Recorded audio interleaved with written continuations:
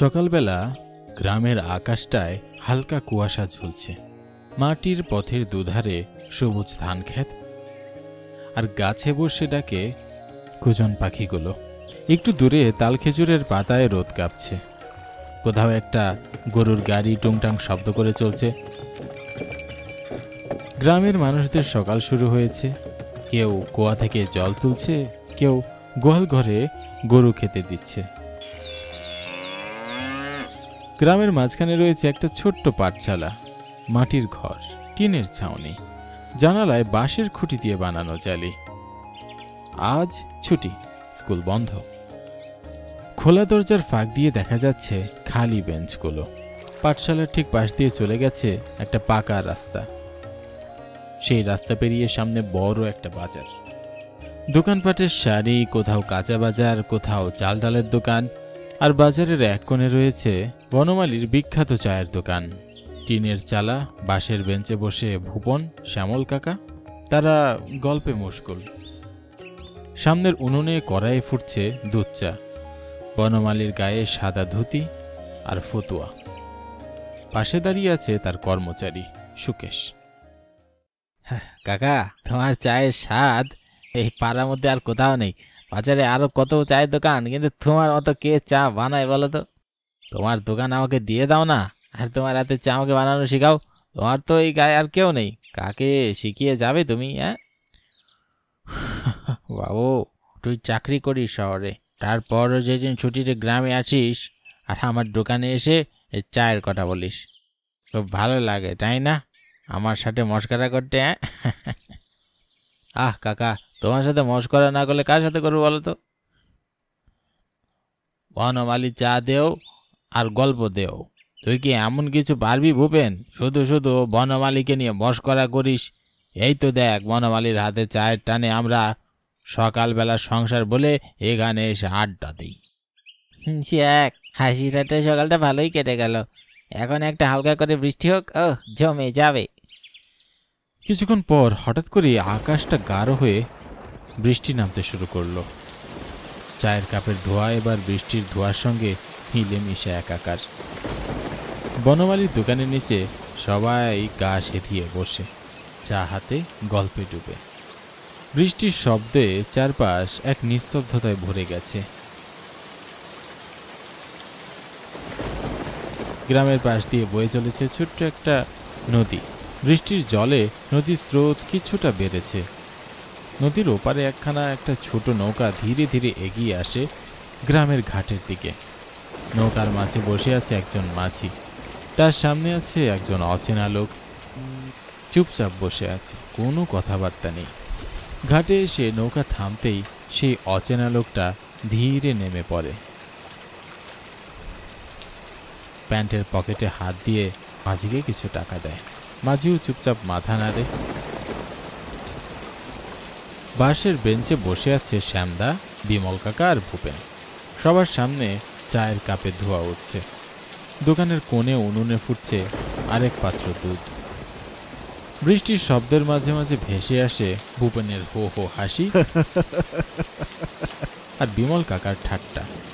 দোকানে চায়ের গন্ধ আর গল্পের উষ্ণতা।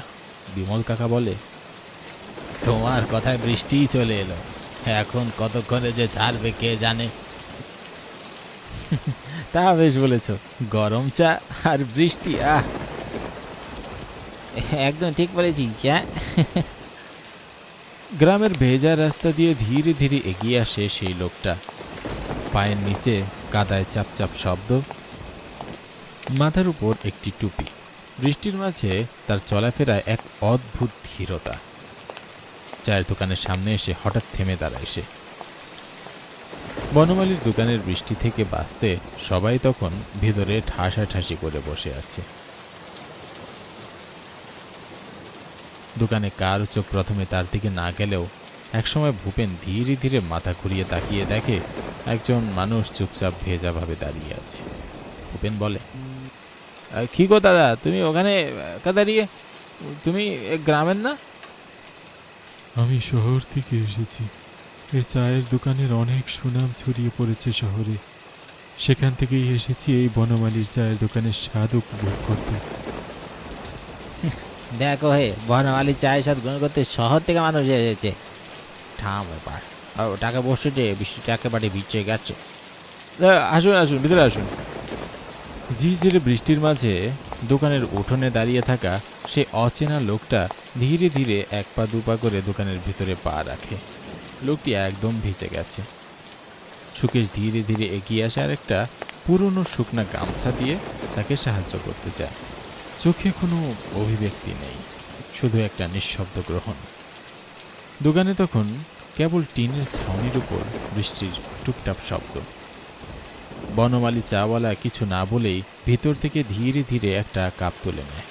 চায়ের কেটলি থেকে গাঢ় চা ঢেলে কাপটা তার দিকে এগিয়ে দেয়। অচেনা লোকটার এবারও কোনো কথা নেই, মাথা নিচু করে চায়ের দিকে তাকিয়ে থাকে। কি হয়েছে দাদা, আপনাকে কেমন জানি খুব ভার লাগছে? আগে আসার সময় আমার পকেট থেকে কিছু টাকা পড়ে গিয়েছে, আর যে বৃষ্টি নেমেছে মনে হয় না আজ আর শহরে ফিরতে পারবো। এই গ্রামে আমার তো কেউ নেই, কোথায় যা যে রাত কাটাবো? এই ব্যাপার, আপনি আমাদের গ্রামের অতিথি আর আপনি থাকার জন্য জায়গা পাচ্ছেন না? হ্যাঁ, আপনি আমার বাসায় থাকতে পারবেন, আর আমারও দুদিন পরে শহর যেতে হবে। বলি আমরা না হয় একসাথেই চলে যাবো খন। আচ্ছা বেশ। রাত নেমেছে। বাজারে পরপর দোকানগুলো বন্ধ হয়ে যাচ্ছে। চুপচাপ দাঁড়িয়ে থাকা দোকানগুলোর সামনে যেন এক একটা ছায়া জমে আছে। কেবল একটা জায়গায় এখনো জেগে আছে, বাজারের এক কোনায় বনমালীর চায়ের দোকান। চায়ের কেটলি থেকে ধোঁয়া উঠছে ধীরে ধীরে। ঠিক সেই সময় দোকানের সামনে এসে দাঁড়ায় ভূপেন আর সেই অচেনা লোকটি। কি ব্যাপার কাকা, তুমি এখনো দোকান বন্ধ করোনি? ও চা খাবে তোমরা? আসো ভিতরে আসো। বনমালীর মুখে কথা শুনে কেমন জানি ভূপেন হতভম্ব হয়ে গেল। তারপরে সে আর ওই লোকটি দোকানের বেঞ্চে গিয়ে বসল। কাকা, সুকেশকে দেখছি না যে। আসবে, নিশ্চয়ই আসবে। কি হয়েছে কাকা, তুমি এভাবে কথা বলছো কেন? তার চোখে ভয়, ঠোঁট কাঁপছে। বনমালীর শরীরটা যেন মাটির উপর থেকে একটু ভেসে উঠল। তার মুখটা অস্পষ্ট, তার শরীরে আঘাতের দাগ। তার হাত যেন ছায়ার মতো প্রসারিত হয়ে ছুটে গেল সুকেশের দিকে। হঠাৎই সেই হাত এসে চেপে ধরল সুকেশের কাঁধ, এক ঝাঁকুনিতে টেনে নিল তার নিচের দিকে। সুকেশের মুখে আতঙ্কের ছাপ, তার মুখে কোনো কথা নেই, শুধু চোখে ভয়ার্ত বিস্ময়। কেটে সুকেশ, কোথায় যাচ্ছিস তুই আমার দোকান ছেড়ে? এখন যে এটা তোর দোকান। কাকা, তুমি আমাকে ছেড়ে দাও। ভূপেন দা, আমাকে বাঁচাও। বনমালীর চোখ দুটো লাল হয়ে গেছে। এই দৃশ্য দেখে ভূপেন আর সে অচেনা লোক যেন থ মেরে গেল। তাদের দু চোখ বিস্ময়ে ভরে গেল। তারা কিছু বলতে চেয়েও পারল না। ঠোঁট শুকিয়ে গেছে, গলা দিয়ে কোনো শব্দ বের হচ্ছে না। তারপর ভূপেন বলে উঠল, কাকা, কি হচ্ছে এসব? তোমার এই অবস্থা হলো কি করে? শোন, তবে কাল রাতে আমি দোকান থেকে যাওয়ার পর নির্জন রাতের অন্ধকার চেপে বসেছে পুরো বাঁশবাগানের উপর। বাঁশপাতায় বাতাসের হালকা শো শো শব্দ, আর মাঝে মাঝে ঝিঝি পোকার কান্না যেন নীরবতা আরো ভারী করে তুলেছে। বাঁশবাগানের ফাঁক দিয়ে চাঁদের আলো মুখ ঢেকে রেখেছে, কেবল ছায়া আর ছায়া। বনমালীর মুখে কোনো কথা নেই। সুকেশ পিছনে পেছনে হাঁটছে, কি জানি চলছে ওর মনে। রে সুকেশ, তুই এত পিছে পিছে হাঁটছিস কেন রে? তোর সাথে কিছু কথা ছিল।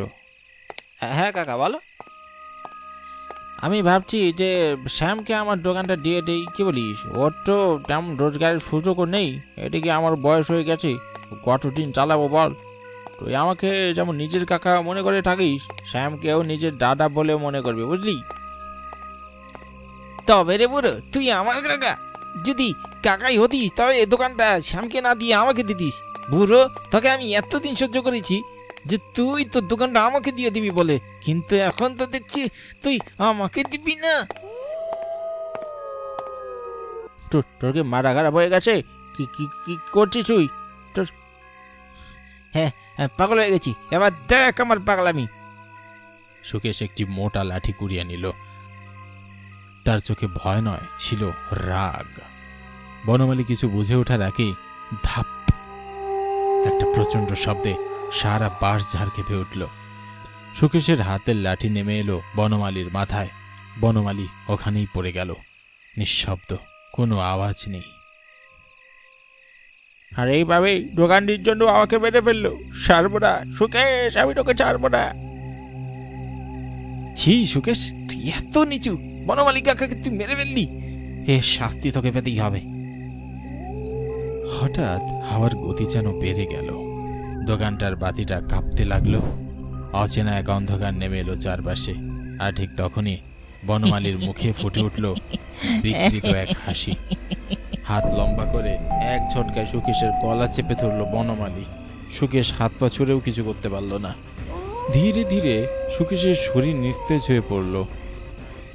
একটা নিঃশব্দ মৃত্যু গেলে নিল চারপাশকে। মৃতদেহটা পড়ল মাটিতে। আর তখনই বনমালীর বিকৃত মুখে আবারও সেই ঠান্ডা হাসি।